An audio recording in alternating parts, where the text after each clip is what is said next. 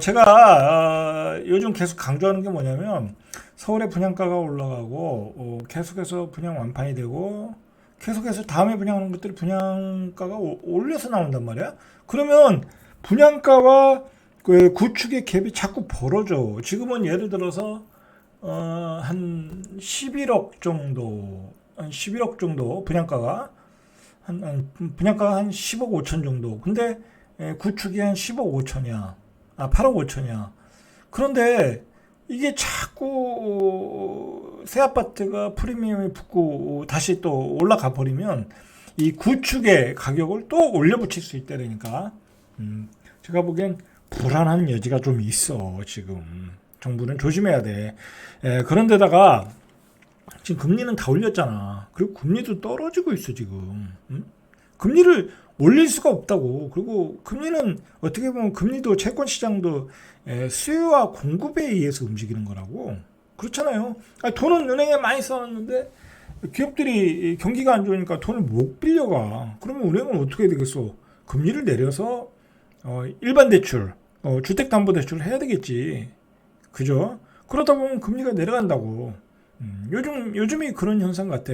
뭐 기업들은 뭐 돈을 갖다 쓸 수도 없고 돈은 많이 남아돌고, 그죠? 돈이 경기가 안 좋으니까 돈을 빌려 쓸 사람이 없는 거야. 기업이 없는 거야. 그러니까 돈이 많이 남아도니까 금리가 떨어지잖아.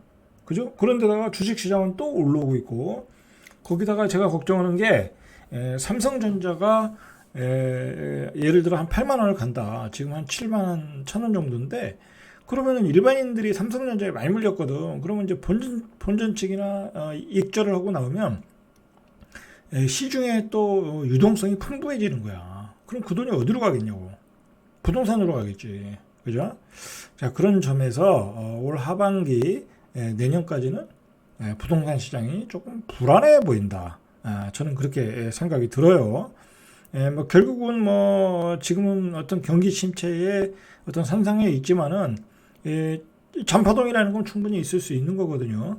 자, 그러니까 일단 이런 불안한 심리를 정부가 잡아주려고 하면 정부가 계획하고 있던 물량들을 빨리 풀어야 돼. 많이 풀어야 돼. 왜냐면 민간 분양 시장에서는 뭐 분양가를 정부가 통제할 수가 없잖아. 그리고 윤석열 정부는 뭐 분양가 상한제를 거의 풀어놓고 이제 가는 정부이기 때문에 분양가를 잡을 생각도 없는 정부이기 때문에 이 고삐 풀린 분양가를 잡을 수가 없다고. 그렇다고 하면 이 민간 분양, 공공 분양 또는 분양가 상한제 지역에서 나오는 아파트 물량을 빨리 풀어야 된다.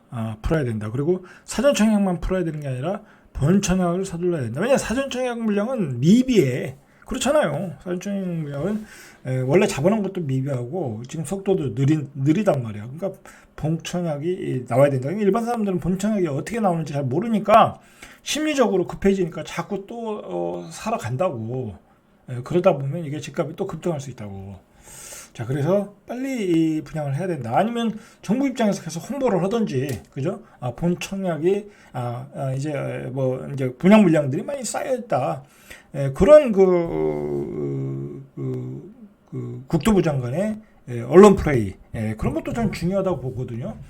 근데 국토부 장관이 그런 건 관심이 없어. 내가 보니까 맨날 지금 내년에 선거 앞두고 GTX만 챙기기 바쁘더라고.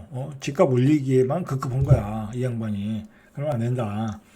국토부 장관은 윤석열 정부를 왜 국민들이 정권을 줬냐고. 집값을 잡으라고 준 거잖아. 거품이 너무 껴서 우리의 소득으로는 집을 살 수 없다라는 거 아니야. 그죠? 여러분 15억 5천의 집을 여러분들이 지금 서울에 분양 받을 수 있겠어요? 못 받아. 못 받는다니까. 일반 셀러리맨들은 전세 5억 살고 있는데 그 5억도 다 내 돈 아니잖아. 예? 은행에서 대출 받은 게 한 2억 3억 될 거 아니야. 그러면 한 최소한 8억 7억 정도는 있어야 되는데 그 융자 내고 사시겠어요? 못 살아. 저도 못 살아요. 10억에 그거 분양받아 못 산다니까. 여기 세종에 집 팔고 가서 그거 못 산다니까. 그런 상황이 되는 거예요. 여러분, 글쎄요, 제가 계산을 안 해봤는데 제가 생각하기에는 10억 5천 정도의 아무리 이 보수적으로 잡아도 5% 대한민국의 5% 정도 안에 들어야 돼. 조금 느슨하게 잡으면 3% 3%에서 5% 안에 들어야 돼. 그러면 자산이 한 15억 정도 되거든요. 5%면 15억 정도 될 것 같아요. 왜냐면 한 3%면 한 1%가 29억이었으니까 한 3%면 한 22억 뭐 그 정도 잡고 그러면 5%면 한 15억 13억 될 거란 말이야. 그러니까 5%. 그러니까 서울의 아파트를 분양을 받으려면 대한민국의 5%야 5% 안에 들어야 되는 거야. 내 자산이. 이제 쉽지 않다는 얘기지. 그죠? 이제 그런 시대로 가는 거야. 그런 시대에 여러분들이 이제 전략을 짜야 돼. 전략을 짜라. 근데 제가 아까 앞에 두 가지 얘기해 줬잖아요. 자, 그 전략은 제가 다음 시간에 한번 제 지혜를 저의 모든 그 지식을 모아서 한번 다시 한번 방송해 드릴게요. 자, 그런 게 사실 중요한 내용이에요. 자, 사전 청약 단지가 동작구 수방사에서 255가구 작아요. 여러분 가능한 한 최대한 여기를 받으시길 바래요. 그냥 되든 말든 받으시라 이거야. 자, 남양주 이게 좀 틀려요. 이거는 이제 공공분양이고 나머지는 뭐 나눔형인가 그래요. 남양주는 왕숙 932호, 안양 매고 204호, 고덕 강일 509호. 자, 일단 입지로 보면 수방사 좋고 남양주 왕숙 여기는 받지 마세요. 제가 보기엔 뭐 이거 뭐 여기까지 가서 젊은 사람들이 뭐 어떻게 출퇴근해요. 그죠? 이건 뭐 제가 보기엔 의미가 없고 안양 매고 뭐 이거 괜찮아요. 여기도 고덕 강일 뭐 좋죠. 그죠? 고덕 강일. 자, 요 세 군데에 집중하시고 이런 데는 그냥 그 조금 이제 은퇴하신 분들 좋잖아요. 이런 데 사시기에. 그죠? 도심 외곽. 그죠? 좋아요. 이런 데도. 예, 조금 그리고 이 직장에 가까우신 분들. 그죠? 여기 뭐 잠실까지는 가능할 것도 같은데 뭐 그러신 분들 직장이 근거리에 있으신 분들만 받으시고 뭐 투자로 들어간다거나 아니면 뭐 나는 뭐 강남으로 출퇴근해야 된다 뭐 그런 분들은 받지 마세요. 예, 이런 데는. 자, 일단 이 수방사 부지가 최고 좋고 여기가 노량진역 1호선 9호선 노들역 9호선. 자, 여긴 나중에 제가 분석해 드릴게요. 자, 남양주 왕숙과 안양 매곡 사전 청약 물량은 시세 70% 이하로 분양하는 나눔형이다. 자, 나눔형인데 남양주 왕숙까지 들어갈 필요 없죠. 그죠? 그리고 가능한 한 여유 조금 갚아 나가실 수 있는 분들은 이 나눔형 받지 마세요. 나눔형 받지 마세요. 그러나 나는 뭐 집에 대한 욕심도 없고 돈이 없다. 원천 자금이 부족하다. 그러면 이런 거 받으셔야 돼요. 나눔형요. 나중에 이제 시세의 70%는 본인이 가져가고 나머지 30%는 이제 국가에 돌려주는 거니까 말 그대로 그 수익을 나누는 거예요. 그러니까 나는 돈이 부족하다. 그러신 분들은 받으셔도 돼요. 자, 남양주 왕숙은 뭐 무슨 GTX B노선과 9호선 연장이 된다고 그러는데 이런 거 기대하지 마세요. 이거 뭐 언제 될지도 모르는 건데 기대하지 마시고 중요한 거는 너무 멋진 분들은 받으실 필요 없고 가까이 계신 분들만 가까이 그 인근 지역에 사시는 분들 아니면 잠실 쪽에 출퇴근하시는 분들 자 그런 분들 받으시면 되겠죠. 뭐 이런 지역까지 가서 나눔형을 받으실 필요는 없고 굳이 이런 지역 받으실 거면 왕숙지구에 본 분양할 때 그죠? 받으시면 되겠죠. 이게 왕숙이죠. 왕숙인데 추정 분양가가 46제곱미터 요거 2억 6천 나눔형이에요. 이게 55제곱미터 3억 1천 그리고 59제곱미터 3억 3천 뭐 싸지도 않아요. 나눔형이라고 해서 싸지도 않아.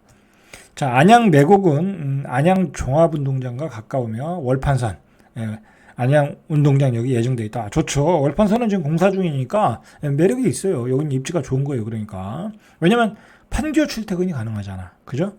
그리고 인덕원 가서 갈아타가지고 저기 강남으로 출퇴근할 수 있잖아요. 괜찮죠? 여긴 나눔형도 괜찮은 것 같아요. 추정 분양가가 59제곱미터 4억 3천 그죠? 74가 5억 4천 이 정도면 뭐 괜찮다고 봐요. 열심히 받으시면 되는 거예요.